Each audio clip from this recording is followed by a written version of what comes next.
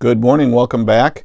Today is February 6th, and I know last week I had mentioned we were inching closer to warmer weather, and of course it's a little problematic because the day that I'm filming this, there's a blizzard going on outside, but we are still inching toward it, but I'm going to be in here today talking about what happened on this date. February 6th, big day in history for a number of reasons. First of all, it was on this date in 1564 that John Calvin preached his last sermon. Apparently wasn't able to finish, was taken home, and he died within 3 months. John Calvin, the great, actually second generation reformer, but he created the Institutes and wrote a lot of other commentaries, I believe, on every book of the New Testament except for Revelation.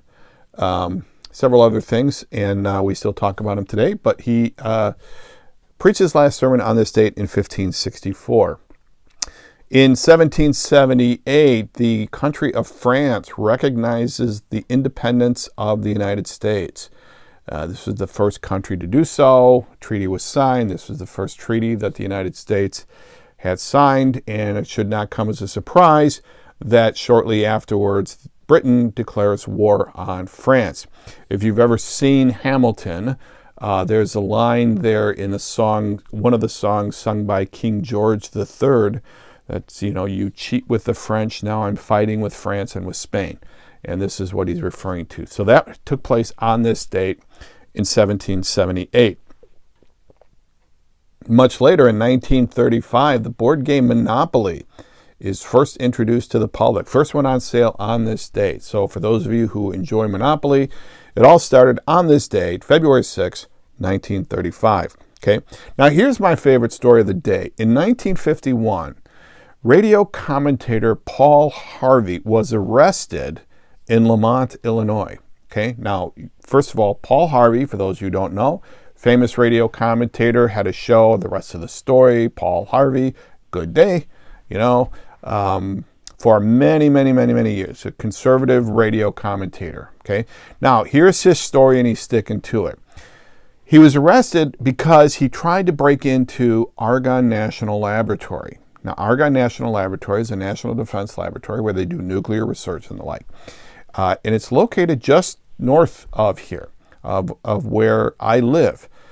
Some of you who've ever been to Waterfall Glen Park in the area, Waterfall Glen, what used to be called Rocky Glen, actually surrounds the Argonne National Laboratory. So that if you've ever done the run where you run around the trail, that is running around Argonne National Laboratory. Well, Paul Harvey and several others at the time had this belief that security around these nuclear facilities was very lax. And so what he was going to do was going to prove it. And he was going to waltz in to the Argonne National Laboratory. He was going to look around, take pictures. I don't know what else he was going to do when he was in there. Then the next day he was going to do a radio program where he talked about how lax the security was.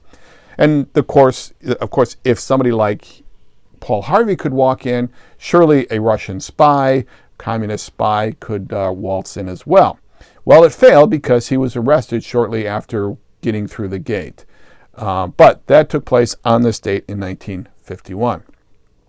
It was on this date in 1952, just 1 year later, that British King George VI, that is 3 more than King George III, but King George VI died.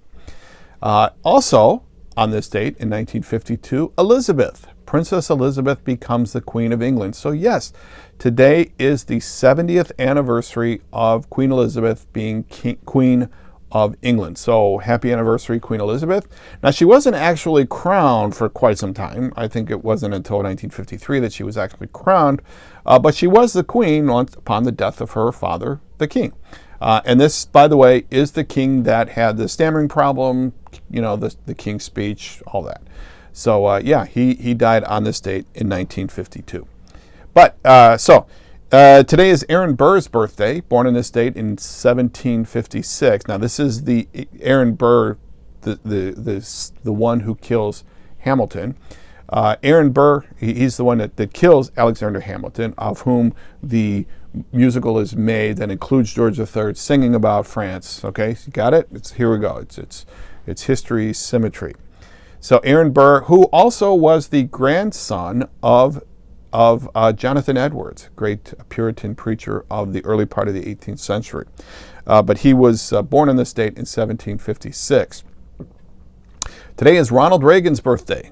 Born in this state in 1911. He would have been 111 if he lived. It's interesting that when Ronald Reagan first ran for president, I shouldn't say that. When Ronald Reagan ran and won the presidency, because he first ran for presidency a couple of times, 68 I think was the first time. But when he won the presidency in 1980, I remember many of us thinking at the time how old he was. And what's interesting about that now is that the current president of the United States, who ran and won, is, I believe, 8 years older than Reagan was at the time that he won presidency. So I guess that's a victory for ageism, or a victory against ageism. So there you go. Today also is Thurl Ravenscroft's birthday. Born in this state in 1914, Thurl Ravenscroft. You may remember him as being the voice of Tony the Tiger, as in they're great. He's also a singer whose best known song is the song from the show the Grinch Who Stole Christmas, You're a Mean One, Mr. Grinch. That's Thurl Ravenscroft singing there. All right, and finally, it was on this date in 1964 that Emilio Aguinaldo died. Emilio Aguinaldo was the first president of the Philippine Republic after the departure of the Spanish. Now, so that was from 1899 to 1901. So he was put out of office in 1901, and he lived for another 63 years, okay, which is kind of an interesting thing to think about. But he died on this date, again, 1899 to 1901. This is during the time of the Philippine-American War, where something like 20,000 Filipinos were killed and 4,000 Americans, and we don't kind of talk about that a lot. But when the Americans finally took solid control of the Philippines, Aguinaldo was not to their liking, and so he was put out of office and then lived for another 63 years. Okay. Well, that's it, and let's get back to talking today about Luke. We're going to talk about some genealogies, some temptations, and Christ's first visit to his hometown. So let's get back to that.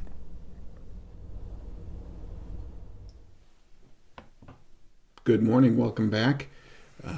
We're here today to talk about Luke, beginning Luke chapter 3.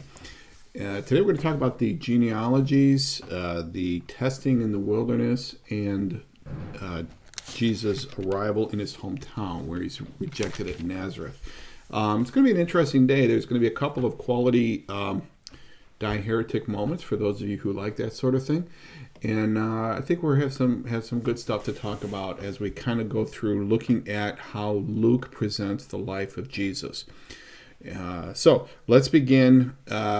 Before I begin, let me talk about, let's review where we were before. So we know Luke is writing as an historian. He's looking to verify the details and to present Jesus in a particular way. And we're going to get to that hopefully today to kind of get into what is that he's trying to do. So we start with the story of Elizabeth and Zechariah and that miraculous birth in that they have a child when they're both very old. Then there's the story of Mary, the Virgin Mary, and then they go to Jerusalem, and we talked about the birth of Jesus in Jerusalem, in Nazareth, and then last week I think we ended talking about John the Baptist and his ministry in and around the Jordan River. So at the end we saw here. Let me just finish up talking about verse 21, chapter 3, verse 20, Luke chapter 3, beginning with verse 21. And I'm just going to talk about the baptism of Jesus as Luke presents it, okay? And again, I may be repeating myself. I'm not quite clear where I ended up last week, so if I'm repeating myself, that's not a bad thing. So verse 21, when all the people were being baptized, Jesus was baptized too. And as he was praying, heaven was open, and the Holy Spirit descended on him in bodily form like a dove. And a voice came from heaven, "You are my Son, whom I love. With you I am well pleased." Okay. Now, here again, earlier we as Luke is summarizing John the Baptist's ministry, he says John the Baptist did this and preached there, and then he criticized Herod, and next thing you know, he's in jail. Now, but before that happened, we had the baptism of Jesus, and we talked about why Jesus was baptized a little bit, and the question of what did it signify and whether anybody saw it. But the bottom line is, at the end of Jesus' baptism, Jesus is filled with the Holy Spirit and ready to go out and start his ministry. Okay. Now, I haven't said a whole lot about it, and I'm hoping to spend more time on the subject when we get into Acts. Okay. But the role of the Holy Spirit is something very significant in Luke. Okay. And you'll see several times, and we've already mentioned it, where the Spirit comes on Elizabeth and Mary and all of that. Okay. And so here we have the Spirit descending like a dove. And we hear Jesus being filled with the Spirit. And when we get to the temptation, we're going to talk a little more about that. Okay. Now, verse 23. Now, Jesus himself was about 30 years old when he began his ministry. He was the son, so it was thought, of Joseph. All right. Now, before I get into the genealogy, let me just make a quick comment here. It said Jesus is about 30 years old. Okay. Why does that matter? Okay. Well, for a couple of reasons, I think. One, it just kind of gives you an idea that he's not a kid. Okay. He's not a youngster. He's not like a precocious high school kid or anything like that. Okay. So he's 30 years old. And then 30 years old was generally the age when priests would begin their ministry. Okay. So it kind of gives you the idea that Jesus was of a reasonable age to be in the position that he was. Okay. Now, the last time we talked about Jesus, he was 12 years old in the temple. Okay. That's a little young. Okay. To be out there condemning or bringing salvation or whatever the message is. That's a little young. People are going to go, you're young, you're young, you're young. Whereas now at 30, he's a more respectable age. And again, it's the official age to start ministry if you're going to be a priest. Okay, now let's talk about this genealogy. So we have a genealogy here. He was the son, so it was thought, of Joseph. And I've given this some thought, and I'm just going to go for it. And so we're going to read through this just because I want to be able to say that I read every word of Luke, just like I read every word of Isaiah here. Okay? He was the son, so it was thought, of Joseph, the son of Heli, the son of Matthat, the son of Levi, the son of Melchi, the son of Jani, the son of Joseph, the son of Mattathias, the son of Amos, the son of Nahum, the son of Esli, the son of Nagai, the son of Maath, the son of Mattathias, the son of Simon, the son of Joseph, the son of Joda, the son of Johanan, the son of Risa, the son of Zerubbabel, the son of Shealtiel, the son of Neri, the son of Melchi, the son of Addi, the son of Kosam, the son of Elmadam, the son of the son of Joshua, the son of Eleazar, the son of Joram, the son of Matthat, the son of Levi, the son of Simeon, the son of Judah, the son of Joseph, the son of Jonam, the son of Eliakim, the son of Maleah, the son of Menah, the son of Mattatha, the son of Nathan, the son of David, the son of Jesse, the son of Obed, the son of Boaz, the son of Salmon, the son of Nashon, the son of Amminadab, the son of Ram, the son of Hezron, the son of Perez, the son of Judah, the son of Jacob, the son of Isaac, the son of Abraham, the son of Terah, the son of Nahor, the son of Serug, the son of Ru, the son of Peleg, the son of Eber, the son of Shelah, the son of Canaan, the son of Arphaxad, the son of Shem, the son of Noah, the son of Lamech, the son of Methuselah, the son of Enoch, the son of Jared, the son of Mahalalel, the son of Kenan, the son of Enosh, the son of Seth, the son of Adam, the son of God. Okay, there we go. We've read the entire genealogy of Jesus as presented in Luke. Some of those names, of course, that you're going to be very familiar with, okay? None probably near the beginning, but certainly if we start from the end, we have, the son of God, the son of Adam, Seth, Enoch. Enoch was the one in the Old Testament who walked with God and was no more. Methuselah, the longest recorded man who lived in the Old Testament. The son of Noah, the son of Shem. Okay, again, Shem, Ham, Japheth, the three sons of Noah. Go on there. Some other interesting names in there. Let's see, the son of Eber, which I believe is where we get the name Hebrews from. When we talk about people living, the Jews, that they were Hebrews, comes from the name Eber. Let's see. Terah, son of Abraham, son of Isaac. Okay, son of Judah, son of Abraham, Isaac, Judah. Judah has a thing in Genesis 39. It's a story we don't talk about a lot, but he has a daughter from his sons who died. Tamar, actually, is her name. And her son's name is Perez or Perez. Aminadab, the son of Ram, the son of Salmon. Salmon is married to Rahab, we believe. Oh, yeah, according to the Matthew account. The son of Obed, the son of Boaz, who's married to Ruth. The son of David. Okay, so David, the son of Nathan, Methathai, et cetera, going on. Now, a couple of things that are interesting about this. First of all, when you start talking about the genealogies, people's eyes start to glaze over. Okay, and in fact, there are some people that use the genealogies as a reason not to read the Bible. They say, "Oh, it's just a bunch of begats." In fact, if you've ever seen the movie Finian's Rainbow, which is a funny late '60s film, stars Fred Astaire and Petula Clark. He has the song "How Are Things in Glaucomora?" If some of you remember that. But there's a song in that movie about the begats. They talk to begat, and all that. But regardless, some people use it as just a reason. Oh, it's just a bunch of begats kind of thing. Well, okay, I get it. But it's important, and it's caused no end of grief, and it's a great parlor game to discuss them, because we have two genealogies of Christ. Okay, there's one presented in Matthew and there's one presented in Luke.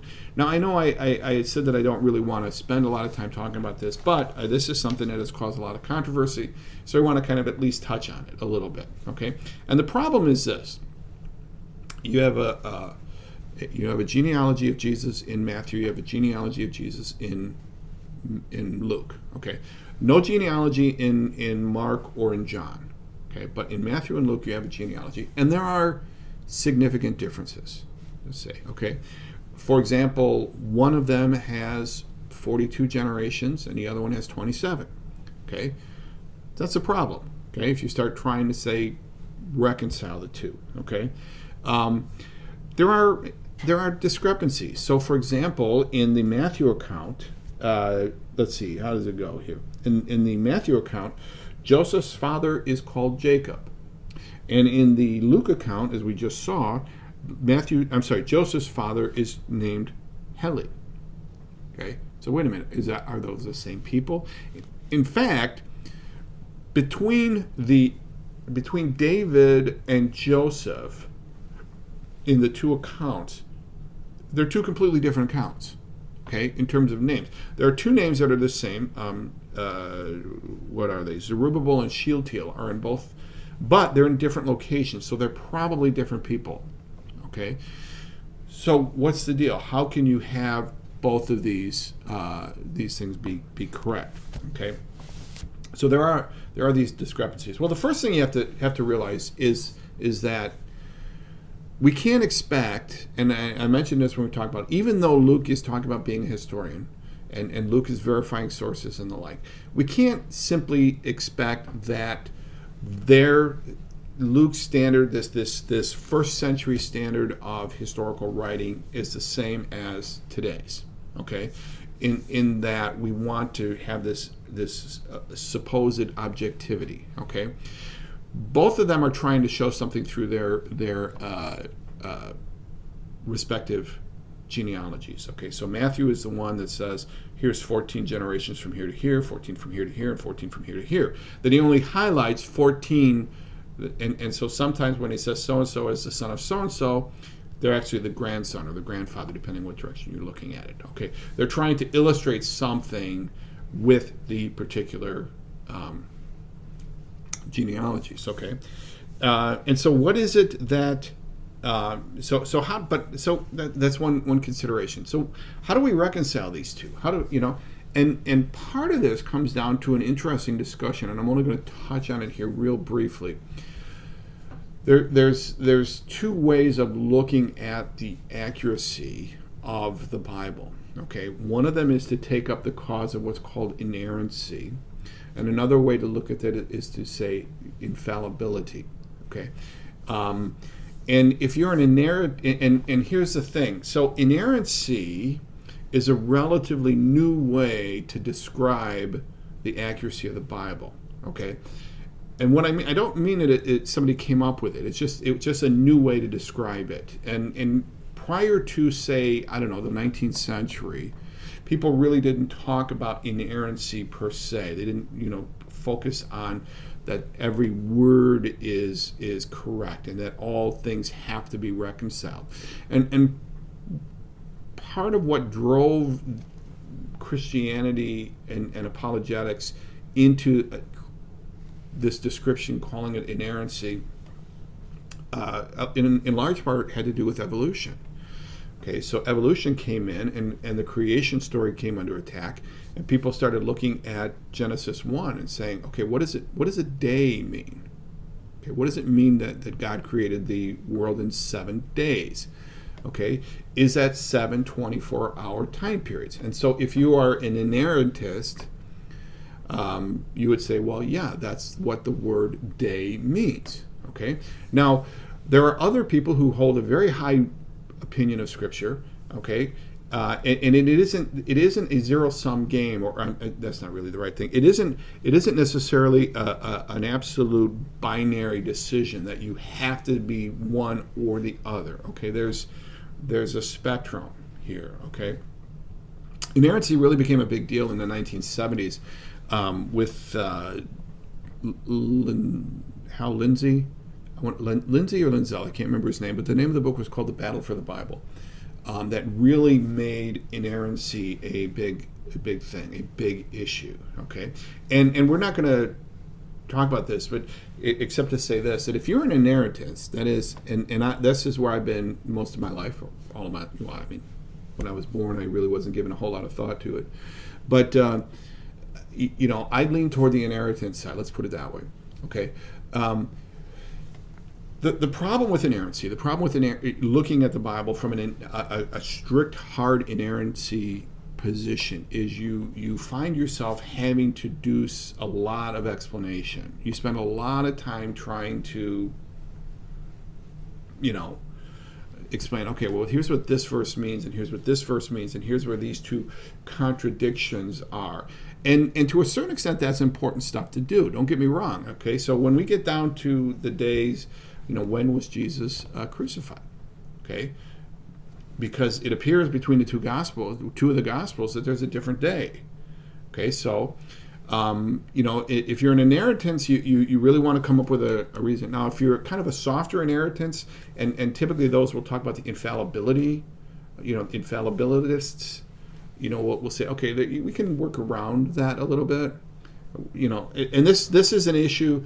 Again, you'll see it. I'm not going to explain. I'm not going to go any more into it at this point, but I'm just saying these are kind of the views out there. So let's look at these two genealogies and say, okay, so what do we do? How do we reconcile the two? They both say they're genealogies of Jesus. Okay, and yet they're clearly two different genealogies, two different lines. Okay, now one suggestion, and again, this is kind of going back in, and I think it's important that we at least keep these things in. One suggestion on how to reconcile these two is that either Matthew or Luke or both are wrong. This is your first die heretic moment right here. Okay, one of the two of them are wrong. Okay. One of the two of them have bad information. They made a mistake. It's just wrong. Okay. This is a very popular position, and there's a lot of people who have a middle or low view of Scripture would say, well, yeah, of course it's wrong. They just were making it up. Let me rephrase that. People who would take this position could take it on a couple of different. On the positive side, they could say, well, they just had bad sources. Or on the negative side, they could say, well, they were just making it up to make it look like that. Okay. Again, looking at it from a way of saying, well, but how can we reconcile the two? And I think they can be. I think we can look at saying they're both correct. Okay, there's a couple of other ideas. Okay. One of them is that it just so happens that there are two lines to Jesus. Okay.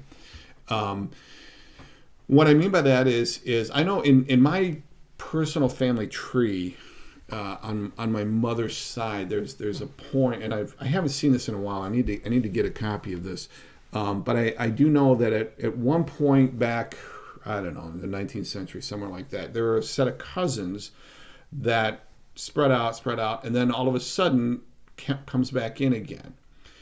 Okay, so it could be that there's two lines to Jesus that comes back in. Okay, now you still have, if you accept that, you still have the problem with the name of Joseph's father, but we'll get to that in a second. Okay, but that's one possibility. Another possibility, and this kind of goes back a very long way, to Eusebius. Okay, Eusebius was a church historian of the 2nd century. So even that far back. So this is like, so Eusebius is writing before the Bible is in the form that we know of today. Okay, but Eusebius wrote, conjectured, explained, described it as saying that Matthew, let me make sure I have this right. Matthew is doing the biological line of Jesus. Okay, that here, this is the biological line. Okay, whereas Luke is the legal line.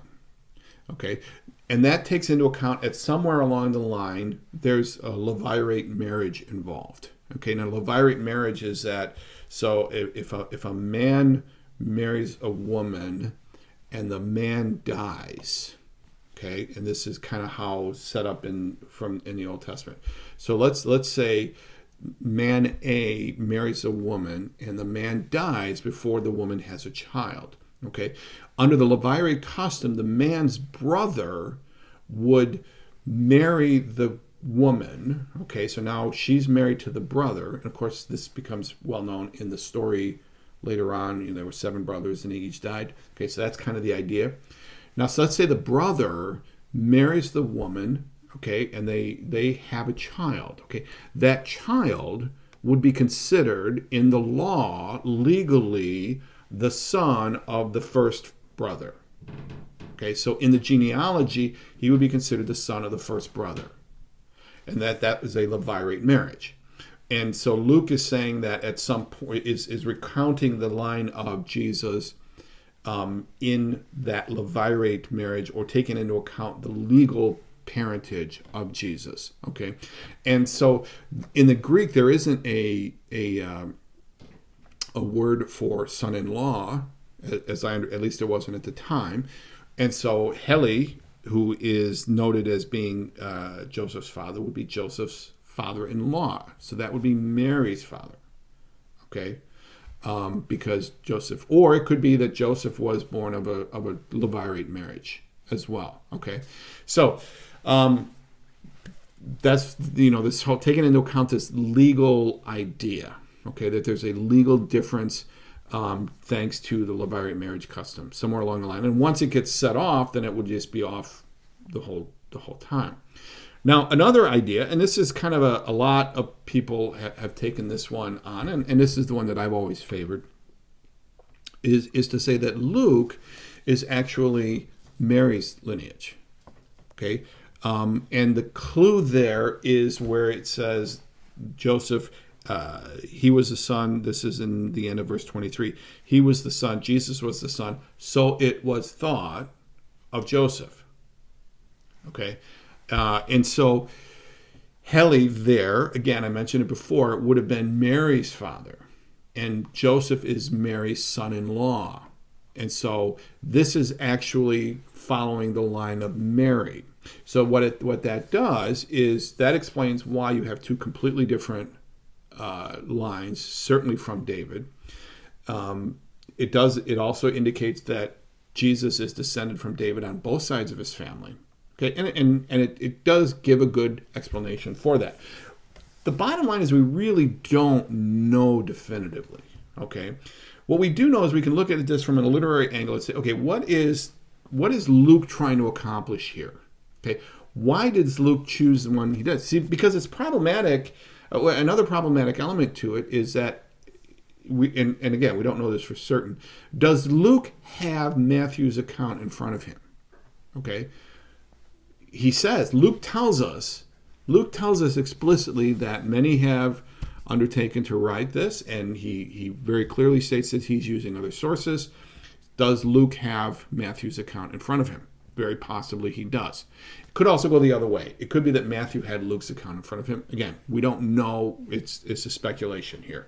Okay? So why does Luke not just copy Matthew's thing? Because he wants to make a particular point. Okay?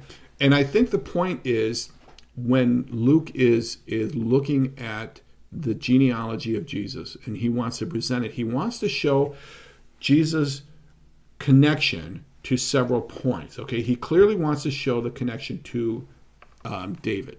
Okay, he clearly wants to show David.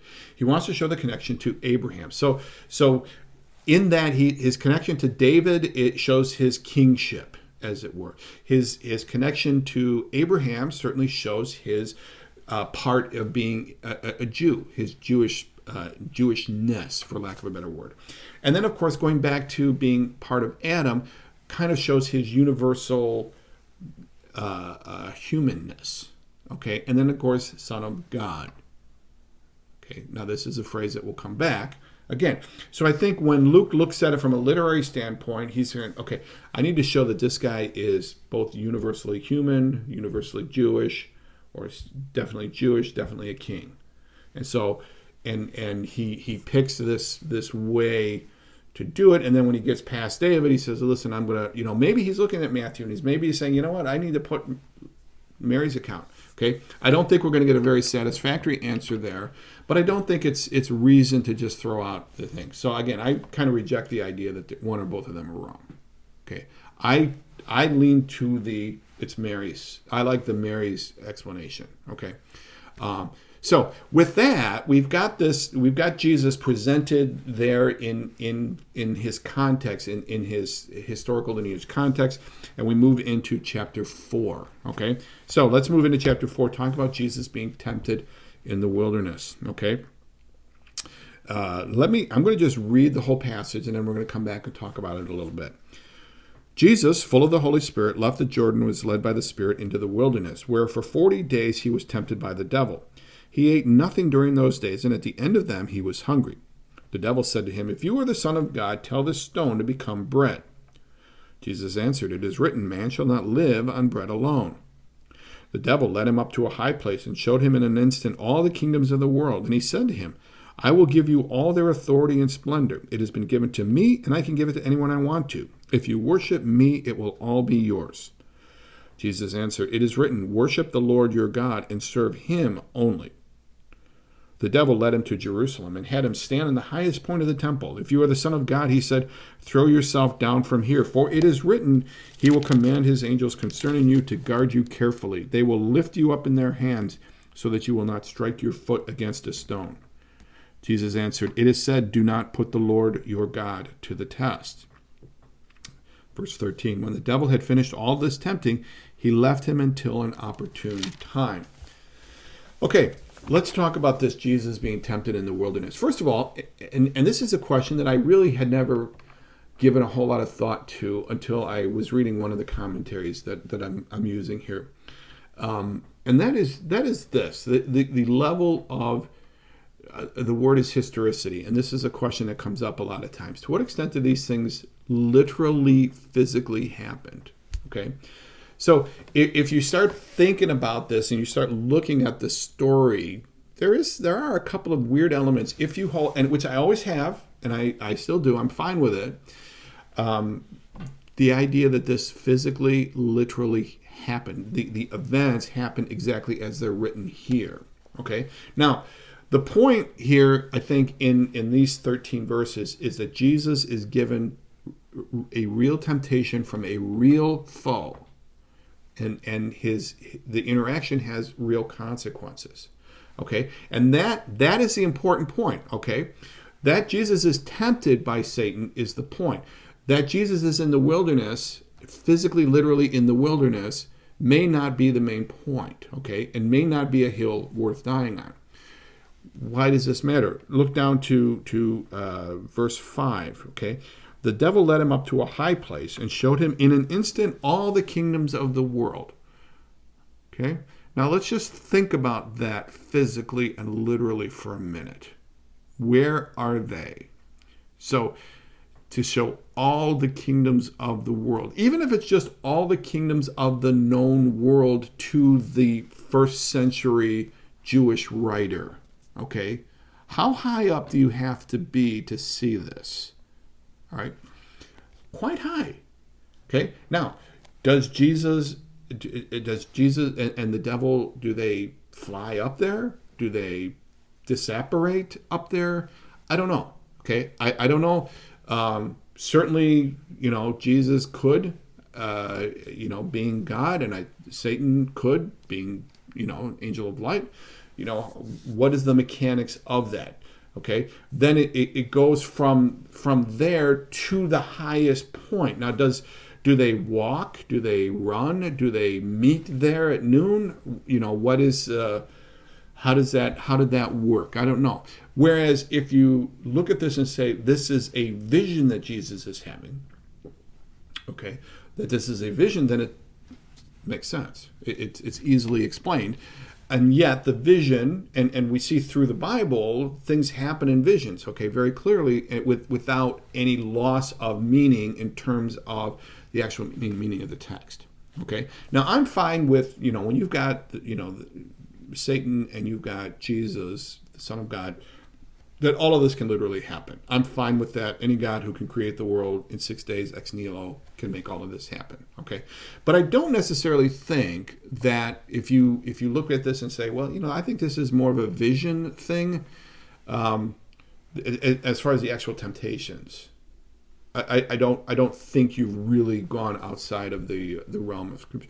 This, again, getting back to the inerrant versus infallible. I don't think you've really lost the meaning of the text, and I don't think it's quite worthy of a diheretic moment, but if you want to, go ahead. So, getting back to some of the details here. Jesus, full of the Holy Spirit. Again, full of the Holy Spirit.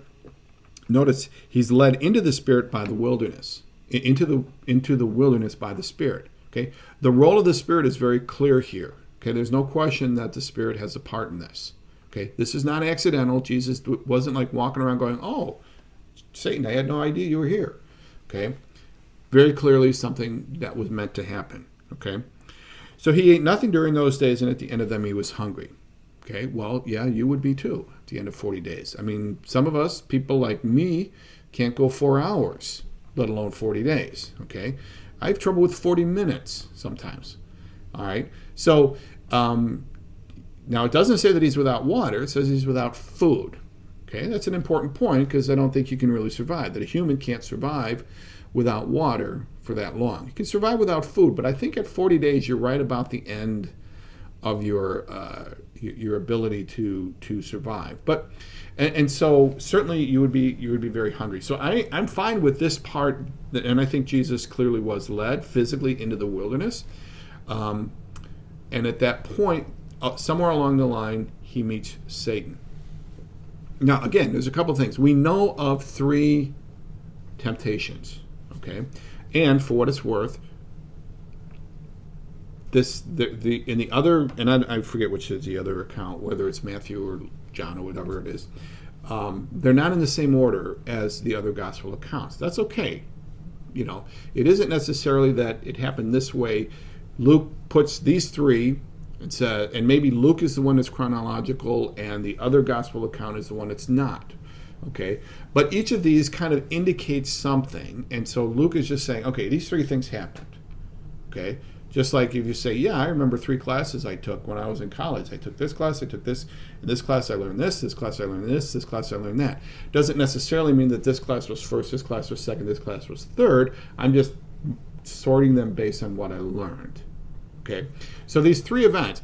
Now, there could have been more. Okay? I mean, he's out there for 40 days. All right? There could have been more. It could have been every day Jesus is going at it with Satan. And these are just 3 that we know about. Again, I'm speculating, and that's making a decision based on, or making an assumption based on something that's not there, which is always kind of a questionable thing to do, but it is a possibility. Okay, but we do know about these three.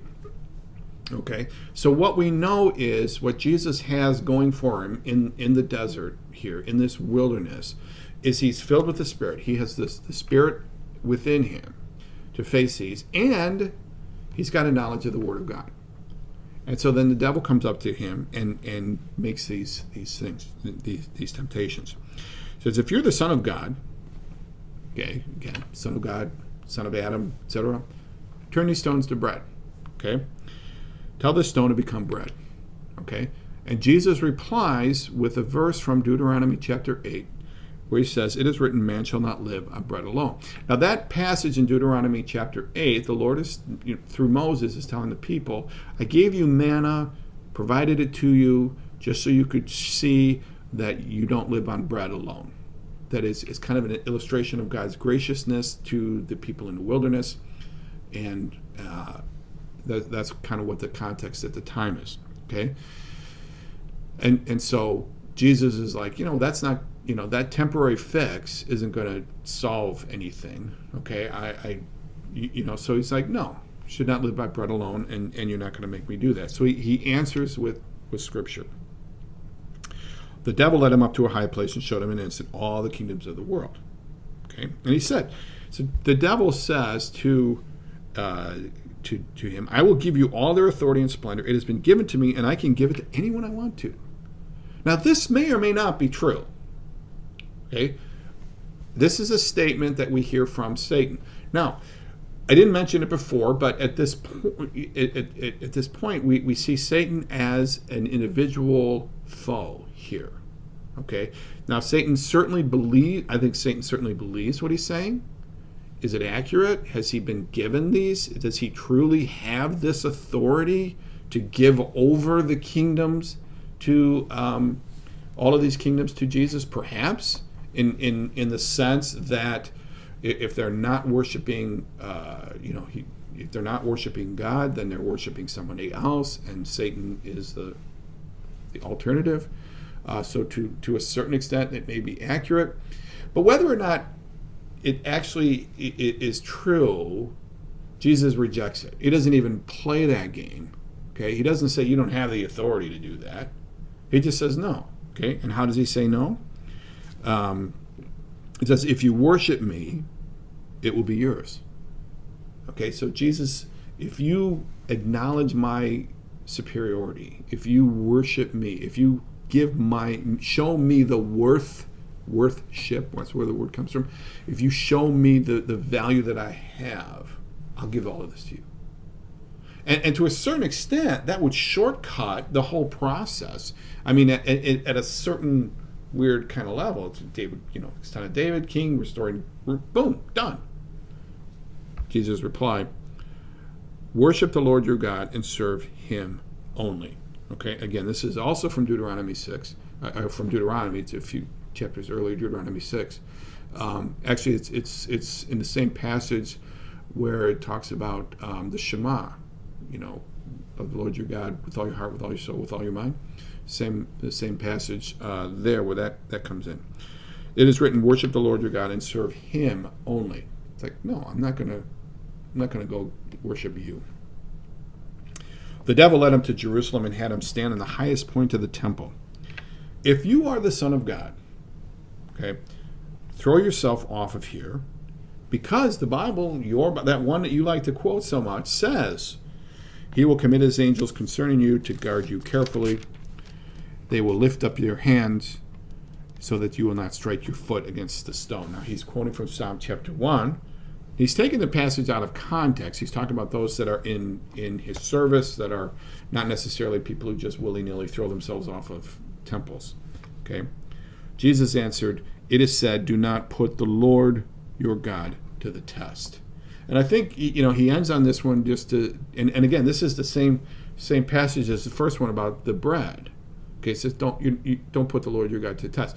Now, if you think about that one, this one is really great, because Satan is testing, and he said, no, I'm not going to put, there's sort of this double level. He's telling Satan that don't put the Lord your God, don't do what you're doing to me, and I'm not going to test God to see if, in fact, I'm going to is going to catch me here.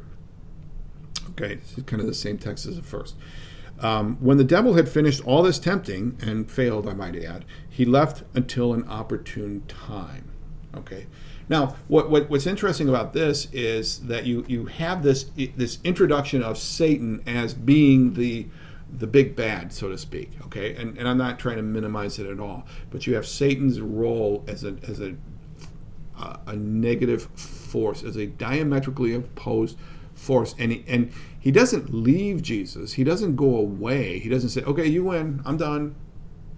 No. He says he leaves until an opportune time. Okay, and we see Satan return in Luke chapter 22, and obviously we'll talk about that when we get here, or get there, I should say. Okay, now Luke is now ready to start talking about Jesus' ministry. He's really starting to talk about it. So I think up to this point, it has been an introduction. Up to chapter 4, chapter 4, verse 14 has been an introduction. Okay, and so let's talk about what happens when Jesus goes to Nazareth here. Beginning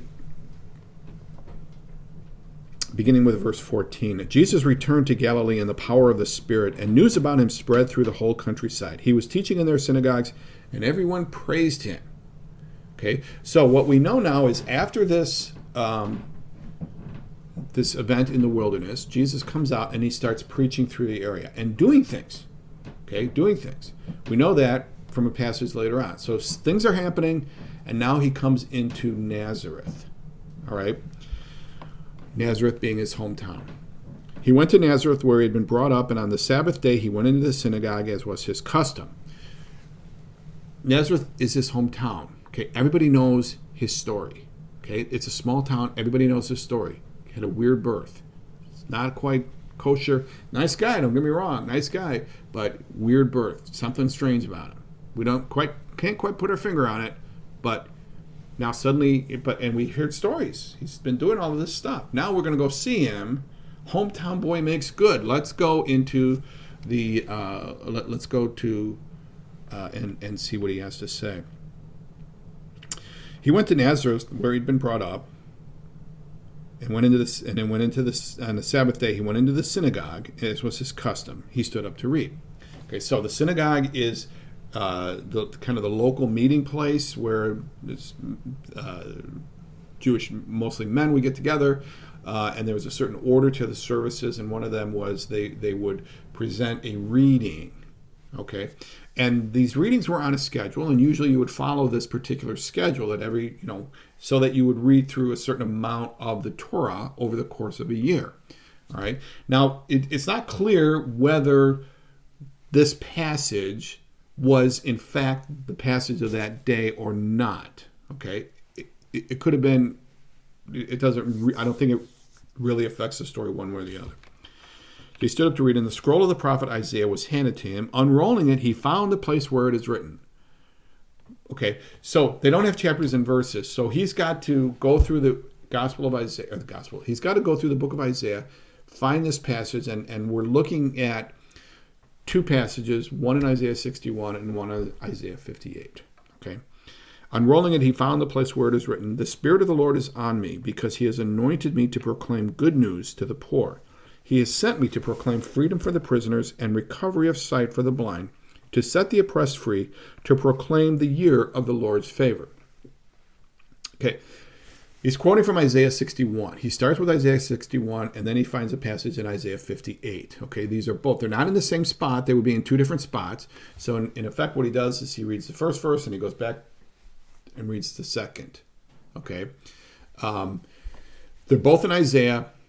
I know some people have made a big deal about this. It's like, oh, he said it's one, but it's two. They're both in Isaiah. Okay, it would be, if I were to say to you, the Bible says in Genesis 1:1, in the beginning, God created the heaven and the earth, and God saw that it was good. Okay, I'm quoting both Genesis 1:1 and much later in Genesis chapter 1 as well. Okay, and I don't think people would say that's an issue. Usually you see this several times when people are quoting from the prophets. They will quote either the more significant passage or the older passage, the larger passage. Here, where they're both in Isaiah, it's not that big a deal. Sometimes they'll quote from Isaiah and Malachi, but they'll only reference one. This is kind of a typical, quote the one, move on to the other. Okay. What is it about this passage? Okay. Now, in Isaiah 61, you've got the prophet speaking to the nation of Israel. Okay, and you've got the prophet, and it's that section of the book where the Lord is explaining, here's how this is all going to come about. Okay, and Isaiah 61 is often considered one of the servant songs. Okay, it's not officially. There's 4 servant songs. The 4th servant song ends with Isaiah 52:13 through 53:12. The great, who is believed to report and who is the arm of the Lord revealed. Okay, but many people look at Isaiah 61 and think that this is a 5th servant song because it talks about how the servant is going to bring about all of this consummation of God's plan for Israel.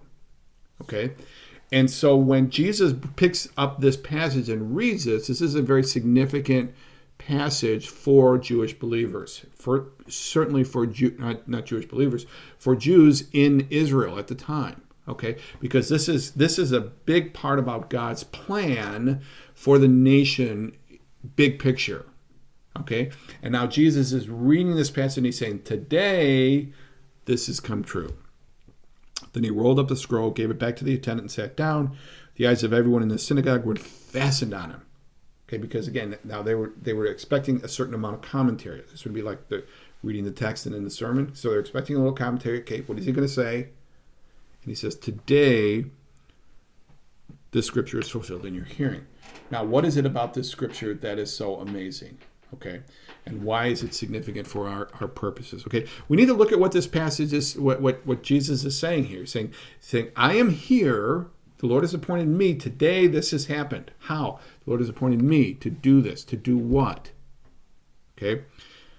He's appointed me to proclaim good news to the poor. He has sent me to proclaim freedom for the prisoners and recovery of sight for the blind. Okay. To set the oppressed free, to proclaim the year of the Lord's favor. Jesus is taking on this role. Jesus is telling the people in Nazareth, I am the one that is going to fulfill the prophecies in Isaiah that culminate in Isaiah 61, and that includes the elements of the servant songs, Isaiah 52, and then of course Isaiah 53, and here in Isaiah 61. I am going to do this, and you are going to see this happen. And what does that mean? Okay, anointing me to proclaim good news to the poor. Now, big question: who are the poor? Okay, now. In 2022, we like to look at the poor and we think, oh, those are people who are below a certain poverty line. And that is true. Those people are poor. If you live below a certain poverty line, you are poor. Okay. Although, again, in the U.S., we all kind of think we're poor, despite the fact that compared to the rest of the world, we are ridiculously wealthy. Okay. But the word in the Hebrew means far more than that. Okay. And I'm just going to say this here. I'm going to just quote from John Oswalt in his commentary on the book of Isaiah. He says, the sentence structure shows clearly that sent and its indirect objects are functioning as an explanation of what preaching good news to the poor means. Who are the poor? Those who are so broken by life that they have no more heart to try. Those who are so bound up in their various addictions that liberty and release are a cruel mirage. Those who think they will never again experience the favor of the Lord or see his just vengeance meted out against those who have misused them. Those who think that their lives hold nothing more than ashes, sackcloth, and the fainting heaviness of despair. These are they to whom the servant Messiah shouts, good news. Okay, so Luke puts this here, and I think Luke, and this is kind of the big point I want to make here about this passage. Luke puts this passage here, at this point in his book to say, I'm going to show you how Jesus fits this passage. I'm going to show you how Jesus spends his life and his ministry preaching good news to the poor, to proclaim good news to the poor, proclaim freedom for the prisoners, recovery of sight for the blind, to set the oppressed free, to proclaim the year of the Lord's favor. Okay, how is he going to do that? He's going to show how he is bringing the message of good news to those who need it the most. Okay, and how has he done that already? I would say, well, let's look at some of the people that we're already dealing with, okay? And we kind of hinted at this as we went along, but who are the people that he's already dealing with? Okay, so the story in Luke starts with Zechariah, kind of a mid-level priest, just kind of doing his life duty. Okay, aging, barren. Elizabeth, his wife, both godly people, no question about it, but really nothing remarkable about them. Okay, not the high priest, not the ruling. Okay, what about and then Mary? Okay, young, virgin, no husband. Okay, engaged, but no husband, not necessarily from a connected family. Okay, just an ordinary girl who is chosen to be the mother of Jesus. Okay, who does the message go to? The message goes to shepherds. Okay, the blue-collar workers of their day. Okay, God is working his plan through these very ordinary people. Okay, not the rulers, not the political leaders. Okay, these very ordinary people, the shepherds, okay? Simeon and Anna. Now you think about Simeon and Anna. We talked about them before. These are two people that are not part of the professional cadre of leaders in the temple. They're probably two people, and again, I'm speculating here. These are probably two people that the priest kind of went, oh yeah, there's Simeon. Yeah, he's over there. Oh yeah, there's Anna. She's over there. She's always here. Or maybe they were very nice to them. Maybe they were polite. Hey, how's it going, Anna? Good. And then the priest would go about their job. But two aging, saints who had no official role, and yet they're called upon to announce that this is the one. I'm wondering how many times Anna or Simeon repeated to the priest, hey, God said that I'm not going to die until I see the consolation of Israel. Sure, Simeon, sure, no problem. I got you. Right, absolutely. Back at you. Have a great day, Simeon. We'll talk to you later. Okay, I don't know. Speculating, again, I confess. All right, very, very ordinary people. Okay, John the Baptist. Okay, kind of a strange guy. Not a religious leader. This is somebody who dresses funny, lives in weird places, and has no filter as far as who he's going to criticize. Hence, where's John the Baptist? He's in jail. Okay?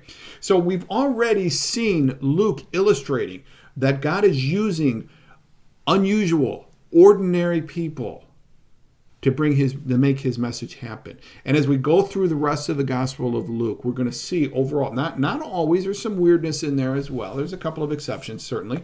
We're going to see that God uses outsiders. God uses normal people. God uses Gentiles. God uses Jews. God uses righteous people. God uses unrighteous people. A lot of references to tax collectors, okay? Nobody likes a tax collector. A lot of mention of tax collectors in here.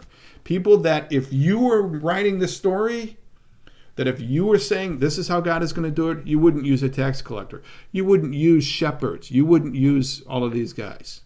But that's what God is going to do. And that is how Luke is going to present the gospel. Okay? It's the gospel. It's the gospel for everyone else. Okay? Are you everyone else? I am. Okay? So to me, it's good news. This is the gospel for the rest of us. Okay, maybe that's what I'm going to call this from now on. The other gospel for the rest of us. Okay, I'm going to stop there because we're not done with this particular story. Okay, so Jesus has made this announcement, and then there's a reaction. So when we come back next week, we're going to talk about the reaction. What happens in the synagogue once Jesus makes this thing, and how does that kick off his ministry going forward? All right. Well, thank you very much for your time. I appreciate it. And any questions, let me know. Send me a note, email, leave a note in the Facebook group, leave a note in the YouTube comments. I'll be more than happy to respond if I can. Thank you very much, and I'll talk to you later.